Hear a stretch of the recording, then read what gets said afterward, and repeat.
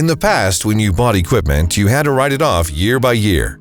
So for the average purchase of $200,000, you deduct $40,000 each year over a 5-year span. But many business owners wanted to write off the full purchase the year they bought it.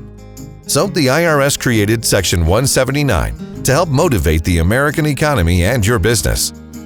Section 179 is one of the best tax deductions at your disposal. It's business-friendly, easy to understand, and you can use it to save money on your business tax return. Section 179 allows you to write off the full purchase price of equipment or software during the current tax year, up to $1 million. It's deducted from your gross income. When combined with Marlin's no-pay program, you can optimize savings and maximize equipment purchases.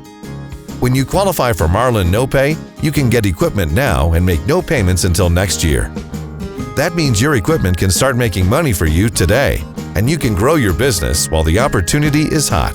Contact Marlin today to find out how you can benefit by combining the IRS 179 deduction with our no-pay program on your equipment purchase.